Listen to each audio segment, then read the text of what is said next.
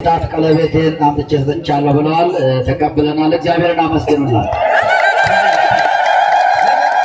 ብዙ ስለቶች አሉ፣ በኋላ እንናገራለን። አሁን ግን ሰዓቱን ለመሻማት በኋላ ወይም ደግሞ በማታው መርሃ ግብር በሰፊው እንነግርላችኋለን። ወሳኝ የሚባል ካልሆነ በስተቀር ማለት ነው፣ አስተማሪ የሚሆን ማለት ነው። ሌላው የወርቁ ሰፈር ሐመረ ወርቅ ቅድስት ማርያም ቤተክርስቲያን ጥቅምት 23 ጉልላቱን መስቀሉን ስለምንሰቅል ሁላችሁም ምዕመናን እንድትገኙልን ብለው ጥሪያቸውን አስተላልፈዋል። እዛው በቦታው ተገኝቶ ጉልላቱ እንዲገባ እንዲሰቀል ማድረግ መስቀሉ ሲሰቀል ታሪካዊ ተሳታፊ መሆን ማለት ነውና ሁላችሁም እንድትገኙ በእግዚአብሔር ስም ጥሪያችንን እናስተላልፋለን። ሌላው የማታው መርሃ ግብራችን ነው። ምናልባት ትናንት ሁላችሁም አልነበራችሁም። ሰላ ድንጋይ ማለት ነው የደብረ ምጥማቅ ጻድቃኔ ማርያም የዋናዋ ማለት ነው። የጻድቃኔ ማርያም የአራቱ ጉባኤያት መምህር ሊቀ ሊቃውንት የኔታ ነቢየ ልዑል አዳሙ ትናንት ሲያስተምሩን አምሽተዋል። ዛሬ ደግሞ በሰፊው እጅግ በአማራ አንደበት በሰፊው የሚያስተምሩት መርሃ ግብር አለ። ክፍል 1 ክፍል 2 የተዘጋጀ ወንጌል ስላለ ከ11 ጀምራችሁ ሁላችሁም እንድትገኙልን በቤተክርስቲያናችን ስም ጥሪያችንን እናስተላልፋለን። ከዚህ በመቀጠል ወደ ትምህርት ወንጌል ነው የምንሄደው። የዛሬውን ትምህርት የሚያስተምሩን እጅግ የምንወዳቸው የገጠሯን ቤተክርስቲያን እንዲሁም በከተማ ያሉ አብያተ ክርስቲያናትን ከትልልቅ አድባራት አንዳንዴ ያው ከከተማ የማይወጣ አገልጋይ አለ። እሳቸው ግን የገጠሯን ቤተክርስቲያን ለረጅም ጊዜ እንዲሁም ከአዲስ አበባ ጀምሮ ደግሞ የክልል ከተሞችን በመዘዋወር ወንጌልን ለረጅም ጊዜ የሰበኩ የወንጌል አርበኛ አባታችን በኩረ ትጉሃን መምህር ደመላሽ ቶጋ የንፋስ ስልክ ላፍቶ ክፍለ ከተማ ቤተ ክህነት ጽሕፈት ቤት የስብከተ ወንጌል ክፍል ኃላፊ ናቸው። እሳቸው ያስተምሩናል። በእርጋታ ሁናችሁ ሁላችሁም እንድትከታተሉ በእግዚአብሔር ስም አደራ እላለሁ። ከዛ በፊት ግን ጥቅምት 14 ምን አለ እዚህ ደብር? እስኪ የምታውቁ እጃችሁ ብቻ አውጡልኝ። ጥቅምት 14 እዚህ ቦታ ምን አለ? እስኪ እጃችሁን አውጡ የምታውቁ። በጣም ግሩም። ጥቅምት 14 በታችኛው ቤተክርስቲያን የጻድቁ አባታችን የአቡነ አረጋዊ ክብረ በዓል ነው። ሁላችሁም እንድትገኙልን ጥሪያችንን እናስተላልፋለን። ወደ መምህራችን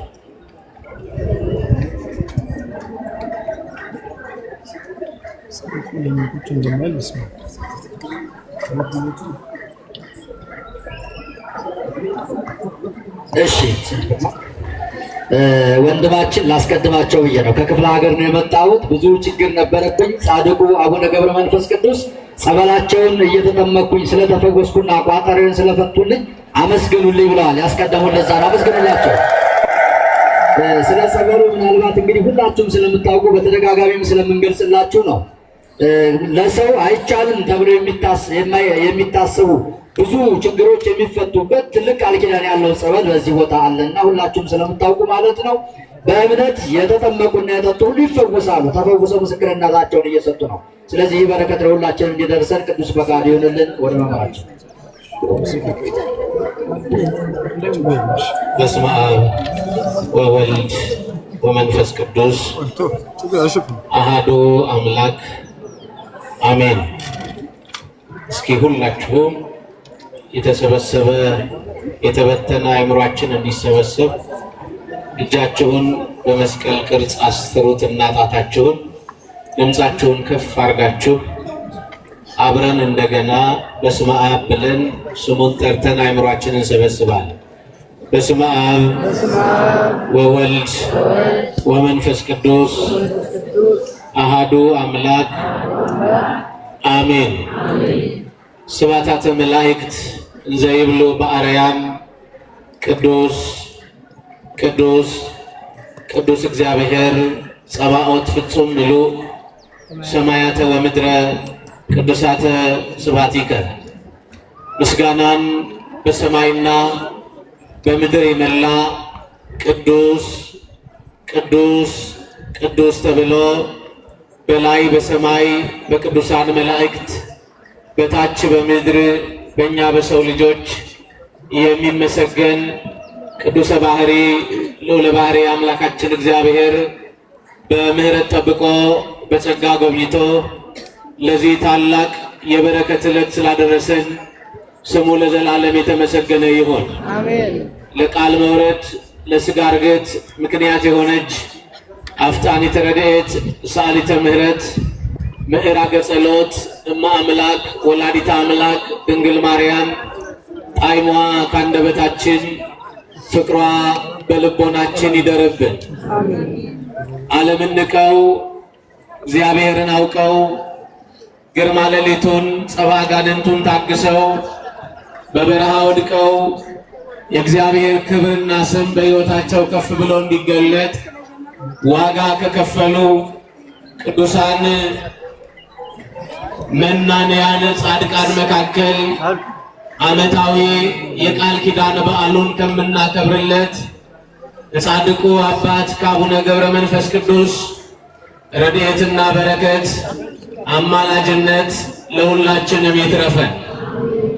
እጅግ የተወደዱ አባታችን መላከ ገነት መምህር ተስፋ በኢትዮጵያ ኦርቶዶክስ ተዋሕዶ ቤተክርስቲያን በአዲስ አበባ ሀገረ ስብከት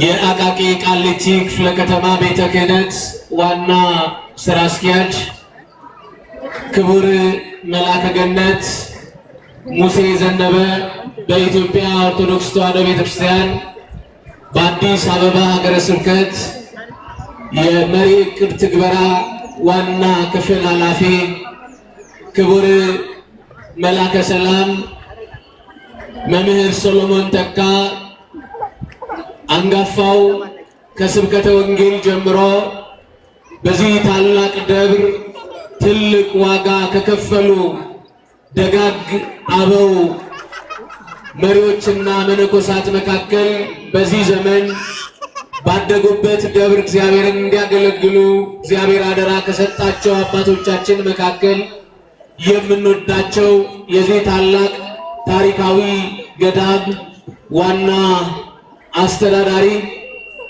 ተወዳጁ ሊቁ የማህሌቱ ፈርጥ የቤተ ክርስቲያናችን ጌጥ ሁልጊዜ እንደ ጻድቁ አባት እንደ አቡነ ገብረ መንፈስ ቅዱስ ከምናያቸው አበው መካከል በማህሌት አገልግሎት የምንወዳቸው ተወዳጁ አባታችን ሊቀ ጠበብት ክቡራን የገዳማትና የአድባራት አስተዳዳሪዎች፣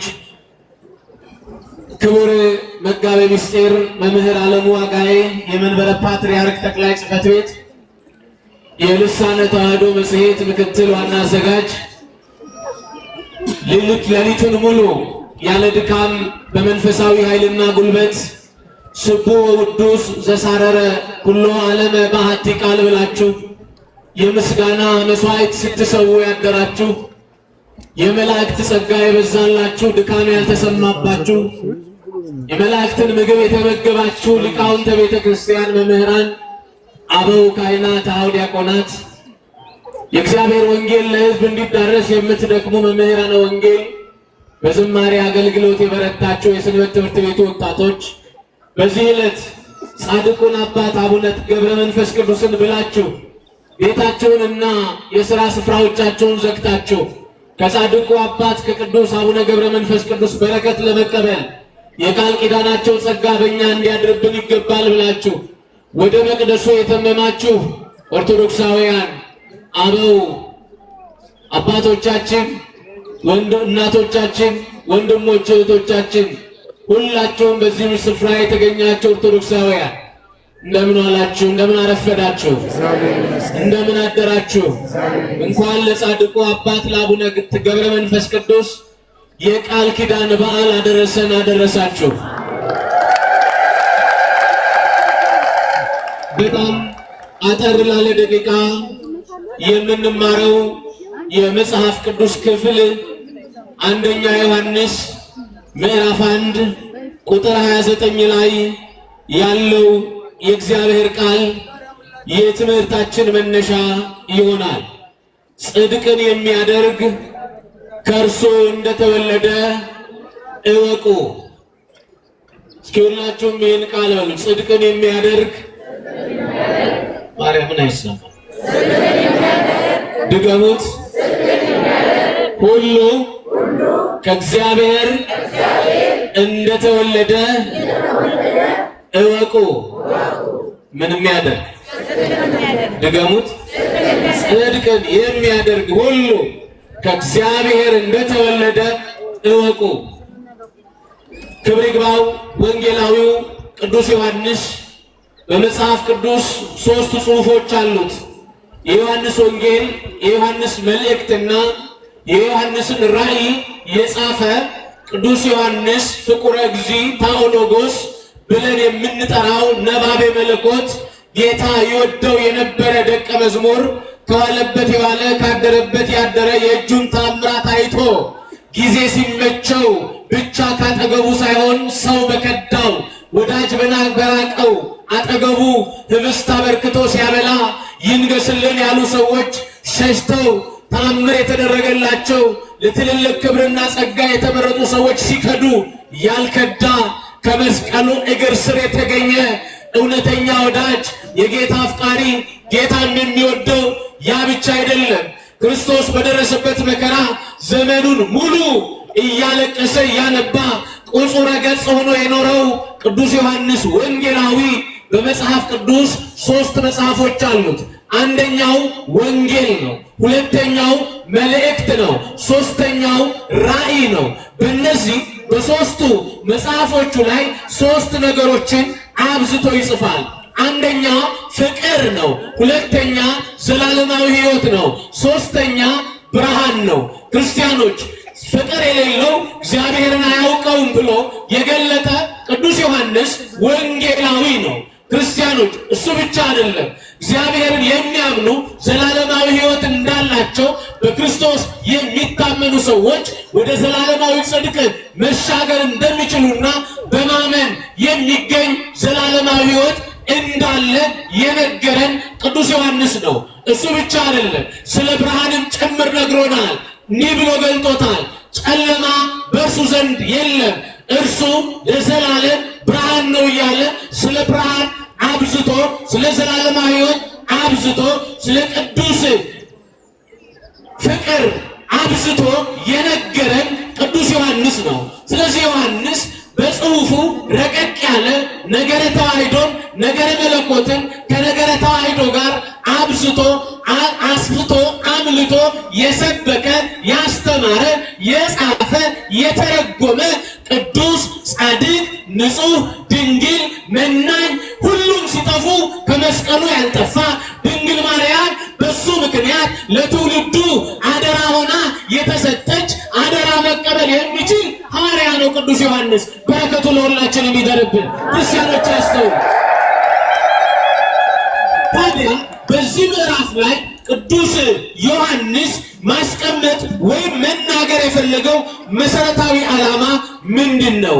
ጻድቅ የሆነ እርሱ እግዚአብሔር ሰው እሱን በማወቅ ወደ ዘላለማዊ ጽድቅ የሚመጣ መሆኑን ከነገረን በኋላ ጽድቅን የሚያደርግ ሁሉ ከእግዚአብሔር ተወልዷል አለ። ከማን?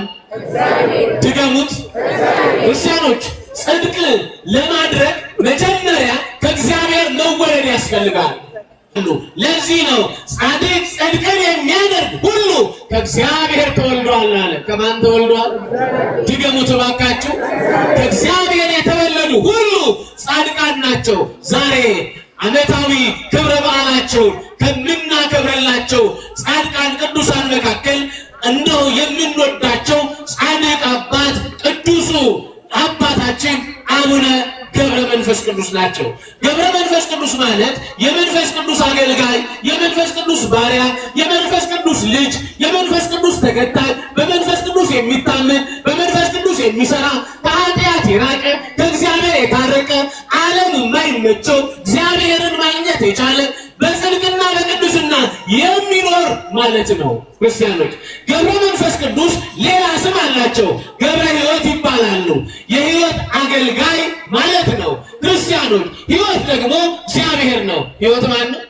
እግዚአብሔር ነው። እግዚአብሔር ሕይወታቸው ስለሆነላቸው፣ እግዚአብሔር ምግባቸው ስለሆነላቸው፣ እግዚአብሔር ልብሳቸው ስለሆነላቸው፣ እግዚአብሔር ክብራቸው ስለሆነላቸው የሕይወት ባሪያ ተብለው ተጠርተዋል። ሕይወት እግዚአብሔር ነው። የሕይወት ባሪያ ሆነው የሕይወት ባሪያ የሆኑት እግዚአብሔር አምላካቸው ጉድለታቸውን ሳይሆን ጽድቃቸውን፣ ቅድስናቸውን ገና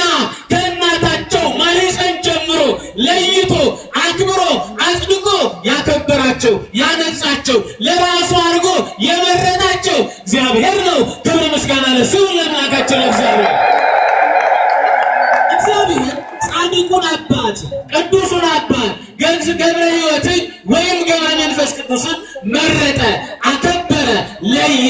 ቅዱስ የሚለው ጻድቅ የሚለው ቅድመ ቅጽያ ሲሰጣቸው ያለ ምክንያት አይደለም። ክርስቲያኖች ሰው እግዚአብሔርን ሲመስል ከኃጢአት ሲርቅ ከእግዚአብሔር ሲታረቅ ከጽድቅ ሲስማማ የዓለም ጠባይ ስጋዊ ስሜቶች በነገራችን ላይ የዓለም ጠባይ ሲባል ብዙዎቻችሁ ትዝ የሚላችሁ መውለድ መክበድ አይደለም። እሱ አይደለም የዓለም ጠባይ ያልኳቸው ያለበት ነግዶ ማድረግ አይደለም።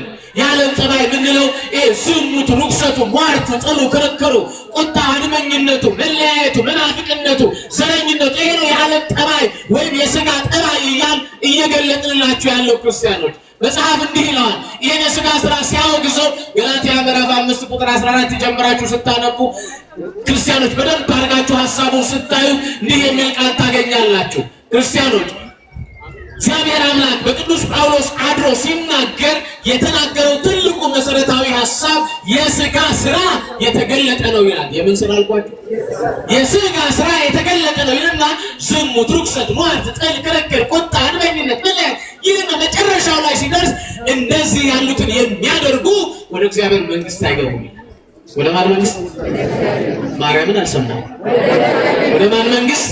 ወደ እግዚአብሔር መንግሥት አይገቡም ማለት። ስለዚህ በመንፈሳዊ ዓለም ውስጥ የሚኖሩ ስጋቸውን ለእግዚአብሔር ክብር የገለጡ ቅድስናቸውን ለእግዚአብሔር ክብር ከገለጡ ቅዱሳን አባቶቻችን መካከል ዛሬ በዓላቸውን የምናከብርላቸው ጻድቅ አባት አቡነ ገብረ መንፈስ ቅዱስ ናቸው። ገብረ መንፈስ ቅዱስ እናታቸው አቅሌስያ ትባላለች። አባታቸው ስምዖን ይባላል። በመንፈሳዊ ጸጋ በክብር ካጌጡ እግዚአብሔርን ከመሰሉ ደጋግ ሰዎች መካከል አንዱ ናቸው። ክርስቲያኖች እግዚአብሔር ታማኞች ስንሆን ወገባችን ይባርከዋል። እግዚአብሔር ታማኞች ከሆንን ማህፀናችንን ይባርከዋል። ከቃሉ ጋር ናችሁ? የጻድቁ አባት የገብረ መንፈስ ቅዱስ አባት የስምዖን ወገብ የተባረከ ነው። ለምን? እግዚአብሔርን የሚፈሩ ስለነበሩ። ሰው እግዚአብሔርን የሚፈራ ከሆነ ዘመኑ ይረዝማል፣ ሕይወቱ ይባረካል፣ ጎደሎ ይሞላለታል። ክርስቲያኖች ሰው ዛሬ በተለይ በዚህ ዘመን እግዚአብሔርን መፍራት ያቆመበት ዘመን ነው። እግዚአብሔር በአካል አይገለጥም። እግዚአብሔር በአገልጋዮቹ ይገለጣል። በጳጳሳቱ በሊቃነ ጳጳሳቱ ይገለጣል። በመምህራኑ በመነኮሳቱ ይገለጣል። በአገልጋዮቹ ይገለጣል። እውነት ግን እኛ ዛሬ እግዚአብሔር የሚገለጥብን ነን አይደለም። እሱን ለእኛና ለጊዜው ትቼው አልፋለሁ። ክርስቲያኖች እግዚአብሔር ግን ስለራሱ አካል ገዝቶ ሥጋ ለብሶ ከመጣ በኋላ ዛሬ በአካል አይገለጥም። እግዚአብሔር በረድኤት በጸጋ ከከበሩ ደጋግ ቅዱሳን አበው በድካማቸው የሚገለጥላቸው ቅዱሳን አባቶቻችን ዛሬም አሉ። ምክንያቱም እግዚአብሔር የሚከተሉትን የሚወዱትን የሚፈሩትን ራሱ እየተገለጠ ክብር ይሰጣቸዋል። መጽሐፍ እንዲህ ነው ያለው፣ የጥበብ መጀመሪያ ማንን መፍራት? አንዴ ድገሙት።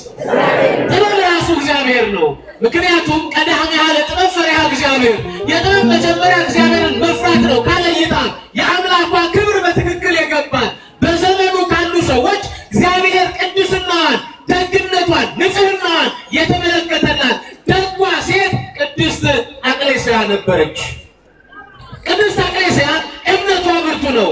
ፈጣሪዋን ታምናለች። የምታምነው ከሰማይ የወረደው ከድንግል ማርያም የተወለደው በአጭር ቁመት በጠባብ ደረት ተወስኖ በሞቱ ሞታችንን በደሙ ኃጢአታችንን ያጠፋው የእግዚአብሔር ልጅ የድንግል ማርያም ልጅ የሆነው ኢየሱስ ክርስቶስ ሞቱ ለኔ ሕይወቴ ነው፣ መገፋቱ መከራው ለኔ ክብሬ ነው። እሱ አናቱን በሾህ አክሊል ተደፋ፣ ለኔ ደግሞ የብርሃን አክሊል አለበሰኝ። እሱ ደግሞ ጎኑን በጦር እየተወጋ የኔን የኃጢአት ጦር ነቀለልኝ። እሱ እግሩን በምስማር እየተቸነከረ እግሮቼን በሰላም መንገድ አቀናልኝ ብላ ያመነች ንጽሕት ቅድስት ሴት ናት ቅድስት አቅሌስያ። ከቃሉ ጋር ናችሁ? ከቃሉ ጋር ናችሁ? ሰው እግዚአብሔርን ሲፈራ አምላኩን ያስቀድማል። ቅዱስ ስምዖንም በዚሁ ልክ የተወደደ ጻድቅና ልዩ ንጹሕና ፍጹም ሰው ነበር። እንደ ዘካርያስ እዚህ በሉቃስ ወንጌል ምዕራፍ 1 ቁጥር 8 ላይ ወክልኤሆሙ ጻድቃን እሙንቱ፣ ሁለቱም በእግዚአብሔር ሕግና ትእዛዝ እየሄዱ ጻድቃን ነበሩ ብሎ ቅዱስ መጽሐፍ እንደገለጠላቸው እንደ ደጉ አባት እንደ ቅዱስ ዘካርያስ ስምዖንም በመቅደስ የሚያገለግል አምላኩን የሚፈራ ንጽሕና ያለው ቅድስናን ገንዘቡ ያደረገ ሰው ነበር። ለዘመናት ያለ ልጅ ኖሩ። ያለምን ያለ ልጅ። ክርስቲያኖች ልጆች የእግዚአብሔር ስጦታዎች ናቸው። አንተ ስለደከምክ የምታገኘው ልጅ የለም። ከቃሉ ጋር ናችሁ? አዎ። እኛ ሀገር ላይ ደቡብ አንድ ምርቃት አለ። ቀን የሰራኸው ሀብት ይሁን፣ ማታ የሰራኸው ዘር ይሁን ይባላል። የሰማችሁ ነው? ቀን የሰራኸው ሀብት ይሁናል። ዘር የቀም ሌሊት የሰራኸው ዘር ይሁን፣ ቀን የሰራኸው ሀብት ይሁናል። አስተውሉ ክርስቲያኖች። የቀኑን ባርኮለታል ስምዖን፣ የሌሊቱ ግን አልተገኘም ነበር። ግን እግዚአብሔር ሲያንኳኩለት የሚከፍት ሲለምኑት የሚሰማ አምላክ ነው። ከቃሉ ጋር ናችሁ? ለዚህ ነው የማቴዎስ ወንጌል ምዕራፍ 7 ቁጥር 1 ጀምራችሁ ስታነቡ ለምኑ ይሰጣችኋል፣ አንኳኩ ይከፈትላችኋል። ክርስቲያኖች ሳትሰለቹ አንኳኩ። የተዘጋ ነገር ካለ ዛሬ ጻድቁ እያማለዱ የተዘጋ ሁሉ ይከፈታል። ክብር ለእግዚአብሔር። ይከፈታል። ክርስቲያኖች የልመናቸውን ድምፅ የሰማ ጥያቄያቸውን ያደመጠ እግዚአብሔር ጎደሏቸውን ሊሞላ ታሪካቸውን ሊቀይር ጻድቅና ደግ ንጹሕና በእግዚአብሔር ፊት የከበረ ሰማይንና ሰማያትን ማዘዝ የሚችል በሰማይ ያሉ የቅዱሳን መንፈሶች አገልጋይ መሆን የሚችል ጻድቅና ቅዱስ ደግና ንጹሕ እነሆ መጋቢት 29 ቀን ተጸንሶ ታኅሳስ 29 ቀን ጻድቁ አባት አቡነ ገብረ መንፈስ ቅዱስ ከጠባብ ወደ ሰፊ ተወልዶ ተገለጠ። ክብረ ምስጋና ለእግዚአብሔር። መጋቢት ስንት አልኳችሁ? መጋቢት ስንት ምን ሆነ? አቤት ታኅሳስ ስንት ተወለዱ? 29። አይገርምም? የድሮዎቹ ሊቃውንት በጌታ በዓል አይደርቡም ነበርና የጻድቁን የልደት በዓል ጥር 5 ቀን ነው የሚያከብሩት። ዛሬ ግን ሊቁ ጠፍቶ ይሆን? የተማረው ጎሎ ይሆን? ወይም ፍራቻ ነግሶብን ይሆን? የሰማዕታት በዓል በክርስቶስ በዓል ላይ እየተደረበ ነው። ክርስቲያኖች አስተውሉ። ጻድቁ ክርስቶስ በተወለደበት ዕለት ታኅሳስ 29 ቀን ነው የተወለዱት። በጌታ በዓል ላይ የማንም በዓል አይደረብም። የሰማችሁ ነው? የማንም በዓል አይደረብም። ነውር ነው። በጣም ይገርመኛል። ክርስቲያኖች የቀደሙት ሊቃውንት ትውፊት፣ ቀኖና፣ ዶግማውን ጠብቀው አዎ የጻድቁን በዓል ታኅሳስ 29 በክርስቶስ በዓል ላይ ደርበው አያከብሩለትም። ጥር 5 ወስደው ያከብሩለታል። ከቃሉ ጋር ናችሁ? አዎ ታኅሳስ 29 ቀን ተወለዱ። ገና እንደተወለዱ እንደበታቸው ስብሐት ለአብ ስብሐት ለወልድ ስብሐት ለመንፈስ ቅዱስ የሚል የምስጋና መስዋዕት ለእግዚአብሔር ያቀረቡለት። አሁን እንደተወለዱ ምስጋና ያቀረቡ ሲባል ኦርቶዶክሳውያን ተረት ይችላሉ ነው የሚሉም ሰዎቹ። እንደዛ አይደለም ክርስቲያኖች። ምክንያቱም መጽሐፍ እንዲህ ይላል፣ ከሕፃናትና ከሚጠቡት አንደበት ምስጋናን አዘጋጀህ ይላል። ከሕፃናትና ምን አንደበት ምን አዘጋጀ? አዎ እማፈ ደቂቅ ሕፃናት አስተዳሎከ ስብሐተ ምስጋናን መወደስን ከሕፃናት አንደበት መቀበል የሚችል እግዚአብሔር ነበር። ክርስቲያኖች ለአብ ምስጋና ይገባል። በሉ እስኪ ለወልድ ምስጋና ይገባል፣ ለመንፈስ ቅዱስ ምስጋና ይገባል። ይሄን የምስጋና መስዋዕት ከእናታቸው ማኅፀን እንደወጡ ለሥላሴ ያቀረቡ ጻድቅ ነው ዛሬ ያከበርናቸው። እናንተ ክርስትና ልምምድ፣ ክርስትና ቋንቋ አይደለም፣ ክርስትና ሕይወት ነው። ክርስትና ገና አንደበት በእንአበ እመ ማለት በማትችልበት ዘመን የእግዚአብሔርን ክብር የምትገልጥበት መንፈሳዊ ኃይል ነው ክርስትና። በተለይ የተዋሕዶ ልጅ መሆን ለሰው ላይመስል ይችላል። እውነቱን እዩት። በምስጋና የተዋበች በቅድስና የጸናች የአምላኳ ፍቅር በትክክል የገባት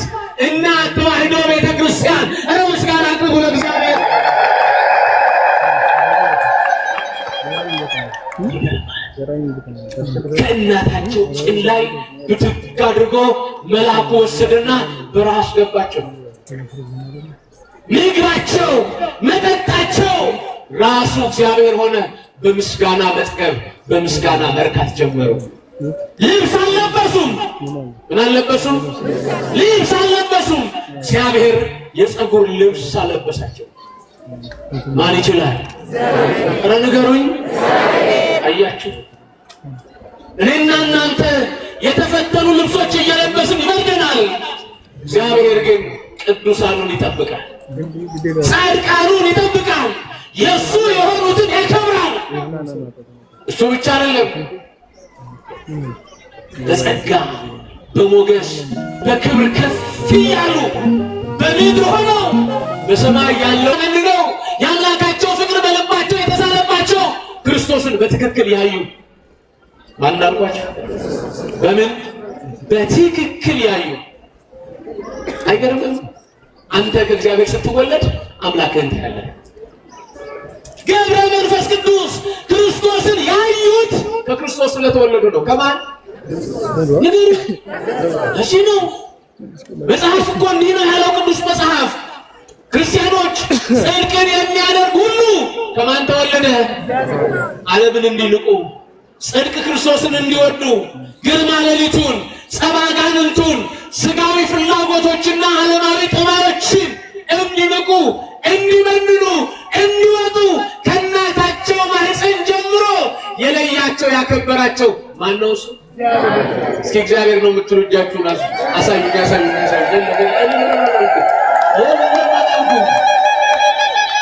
አንተ ማለት እኮ እስኪ እግዚአብሔር ነው ወደዚህ ዓለም እንዲመጡ የኛ የብርሃን አባት እንዲሆኑ ያደረጋቸው እግዚአብሔር ነው የምትሉ እጃችሁን አሳዩ። አሁን አመስግኑ ባነሳችሁበት እጃችሁ። ጻድቁን የለየ ማን? አይሰማም። ጻድቁን የለየ ማን? ያከበራቸው ማን? በእናታቸው ማህፀን በኋላ ወጥተው እግዚአብሔርን እንዲያከብሩ ስሙን እንዲጠሩ አንደበታቸውን ለምስጋና እንዲከፍቱ ያደረገ ማን? ክርስቶስ አምላካችን እግዚአብሔር። ይሄ ነው የጻድቃን ሕይወት፣ ይሄ ነው እግዚአብሔርን መምሰል። ለዚህ ነው እኮ ቅዱስ ጳውሎስ ቅዱስ መጽሐፍ ጌታችን ኢየሱስ ክርስቶስ በማቴዎስ ወንጌል በምዕራፍ 13 ቁጥር 41 ላይ ጻድቃን አለ በሉ እስኪ ሁላችሁ በአባታቸው በእግዚአብሔር መንግሥት እንደ ፀሐይ ያበራሉ። ክብር ለጻድቃን፣ ክብር ለቅዱሳን። አልተሳሳትንም። ገብረ መንፈስ ቅዱስ የዓለም ብርሃን ናቸው፣ ለዘላለም ያበራል ስራቸው ብንል አልተሳሳትንም። ለምን? የብርሃን የኢየሱስ ክርስቶስ ልጅ ናቸው። ክብር ምስጋና ለእግዚአብሔር። አልተሳሳትንም። እስኪ ድገሙት። ጻድቃን በሉ። በአባታቸው ማነው አባታቸው? ሐውስ እኮ ነው። በዚያ መንግስት እንደምን ያበራሉ? አይገርምም? እንደ ፀሐይ የማብራት ጸጋ የሰጣቸው ክብር ምስጋና ይግባው መድኃኔዓለም ነው። ክብር ምስጋና ለእግዚአብሔር። አስተውሉ። ይሄ ብቻ አይደለም። ቅዱስ ሶሎሞን በመጽሐፈ ምሳሌ ላይ እንዲህ አለ። እስኪን ቃል ከኔ ጋር በሉ። በረከት በሉ። በጻድቅ ራስ ላይ ነው። በማን ራስ ላይ? ምን በረከት? አዎ በአቡዬ ራስ ላይ፣ በገብረ መንፈስ ቅዱስ ራስ ላይ ምን አለ? ኧረ ንገሩኝ። በረከት አለ። ለምን? ይሄ በረከት የተሰጣቸው ከማን ስለተወለዱ? ከእግዚአብሔር ስለተወለዱ ዓለምን አሸንፈውታል። ክብር ምስጋና ለእግዚአብሔር። ታዲያ እኚህ ጻድቅ አገራቸውን ኒሳን የኖሩበትን ከተማ ግብፅን ትተው ወደ ኢትዮጵያ ከመጡ በኋላ እነሆ ዝቋላ ምድር ላይ ባለው ትልቅ ሐይቅ ውስጥ ተዘቅዝቀው ለ100 ዓመት ለስንት ጸለየ። መጽሐፍ እንዲህ ይላል። ግዕዙ ይመቸኛል፣ አማርኛው ብዙም ደስ አይልም። ምን ያህል መሰላችሁ? አማርኛው ሁሉን በሚያስችለኝ በእግዚአብሔር ኃይልን በሚሰጠኝ በክርስቶስ ሁሉን እችላለሁ ይላል። ግን ግዕዙ ምን ይላል መሰላችሁ? ኩሎ እክል በዘአካለኒ ክርስቶስ፣ ሁሉን በሚያስችለኝ በክርስቶስ ሁሉን እችላለሁ። ሁሉን ምን በሚለኝ በሚያስችለኝ በሉ። በምን ድገሙት? ሁሉን በሚያስችለኝ በክርስቶስ ሁሉን እችላለሁ። እውነት ነው። ለሰው ተረት ይመስላል። በጭንቅላታቸው ተተክለው ጸለዩ የሚለው ለሌሎች አይገባቸውም። ግን ገብረ መንፈስ ቅዱስን በአናታቸው ተተክለው እንጸልዩ ጉልበት የሆናቸው ማን? ሁሉን የሚያስችል ኢየሱስ ክርስቶስ። ከምስጋና ለእግዚአብሔር። ሁሉን የሚያስችል አቤት ማን ያስችለን? ፈተናው በዝቶብናል። ማን ያስችለን? ረፍታተናል። ማን ያስችለን? ብዙ ፈተናዎቻችን፣ ችግሮቻችን ሁሉ በእኛ ኃጢአትም ይሁን በእኛ ጉድለት መጥተውብናልና፣ ግን ማን ያስችለን? ሁሉን በሚያስችለን በማን እችላለሁ? እግዚአብሔር እችላለሁ። አዎ ተዘግዝገው ጸለዩ። እግዚአብሔር መጣ ከመላእክቱ ጋር። ክርስቶስ መጣ። ጻድቅ አባት ገብረ መንፈስ ቅዱስ ገብረ ሕይወት ተነስ፣ አደርግልህ ዘንድ የምትሻውን ለምነኝ። ይህችን ቃል በሏት። አደርግልህ ዘንድ በሉ። የምትሻውን ለምነኝ።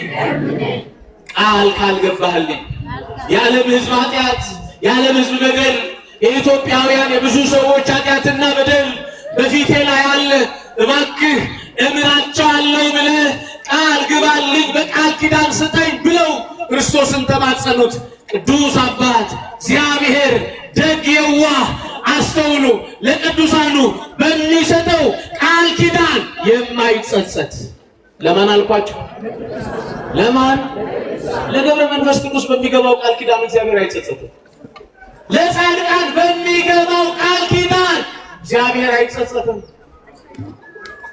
እምርልሃለሁ አለው ለገብረ መንፈስ ቅዱስ እግዚአብሔር። ገብረ መንፈስ ቅዱስ ተነሳ።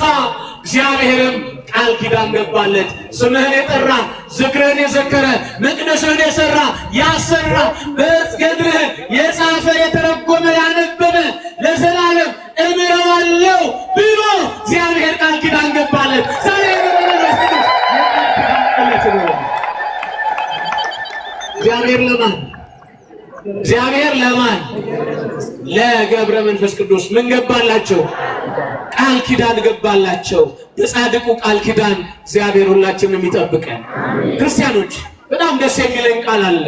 ዮሐንስ ወንጌል የማቴዎስ ወንጌል ምዕራፍ 10 ቁጥር 41 ላይ ሁላችሁም የለመዳችሁት ግን ብዙ ጊዜ ስትተገብሩ የምትታዩት ልባችሁ ውስጥ ግን የምትረሱት እነንትና የማያውቁት ሁላችን ግን የምናውቀው የመጽሐፍ ቅዱስ ሐሳብ አለ። እንዲህ ይላል፣ ነቢይን በነቢይ ስም የተቀበለ የነቢዩን ዋጋ ያገኛል። ጻድቅን በጻድቅ ስም የተቀበለ የጻድቁን ዋጋ ያገኛል አለና ምን አለ? እውነት እውነት እላችኋለሁ በደቀ መዝሙሬ ስም ቀዝቃዛ ውሃ በሉስኪ የሰጠ ዋጋ አይጎልበትም። ምን ውሃ አልሰማው? ኧረ ድገሙት። ምን ያለ? ምን እሰጠዋለሁ? ዋጋ እሰጠዋለሁ። እናንተ በብር አይደለም፣ እናንተ በዝክራችሁ ብዛት አይደለም፣ እናንተ በቀዝቃዛ ውሃ በጻድቃን አማካኝነት ወደ ዘላለማዊ ክብር ሊሰጠን ዋጋ ሊሰጠን የታመነ አምላክ ነው እግዚአብሔር። ክብር ምስጋና ለእሱ ይሁን። የጻድቁ አባት ለገብረ መንፈስ ቅዱስ በገባው ቃል ኪዳን አገራችን ኢትዮጵያን እኛንም እግዚአብሔር በቸርነቱ ይማረን። ጽድቅን የሚያደርጉ ሁሉ ክርስቶስን አውቀው ዓለምን ንቀው እግዚአብሔርን አውቀው ከሱ ታርቀው ዘመናቸውን ሙሉ በጽድቅ ኖረዋልና የጻድቁ አባት የአቡነ ገብረ መንፈስ ቅዱስ ረድኤት በረከት አማላጅነት ለሁላችንም ይትረፈን። ሰው ጻድቅ ሲሆን አውሬውን ማዘዝ ይችላል፣ እባቡን መጨበጥ ይችላል። ጊንጡን ጉልበት ነው። ስለዚህ ጻድቁ ከእምነታቸው የተነሳ አንበሳ ትቢያቸውን ልሶ ነብር እግራቸውን ልሶ ይጠግብ ነበር።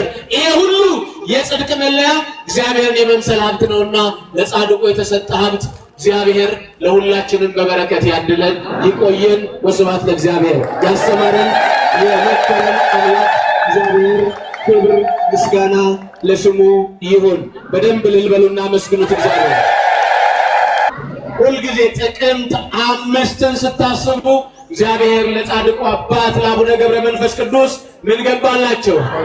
በዚህ በቃል ኪዳናቸው ይጠብቁን የምትሉ እጃችሁን ከፍ አድርጉና አሳዩ። ሁላችሁም ከኔ ጋር በሉ፣ ጻድቁ በሉ።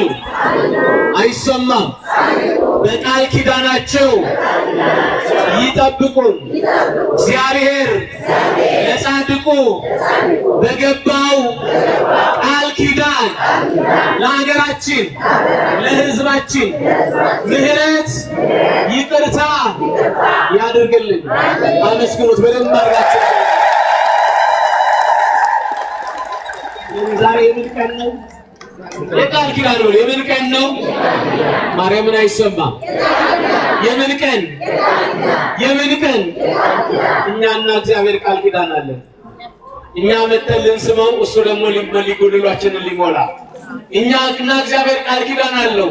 እኛ ልናንኳኳ፣ እሱ ሊከፍትልን። እኛና እግዚአብሔር ቃል ኪዳን አለን። ለምኑ እሰጣችኋለሁ ብሎናል። ይሰጠናል አይሰጠንም? ፈልጉኝ ታገኙኛላችሁ ብሎናል። እናገኛለን፣ እናገኘው። መቅደሱ መተን አግኝተነው ጎደሏችን ሞልቶ ጥያቄያችን ተመልሶ ጌታችን በበረከት ተትረፍርፎ እየጎደለብን ያኖረን ስናጣ እንኳን በበረከት የሞላን ማነው? እሱ። ክብር ምስጋና ለእሱ ይሁን ለአምላካችን። ትምህርቴን ጨርሻለሁ። እግዚአብሔር ይመስገን።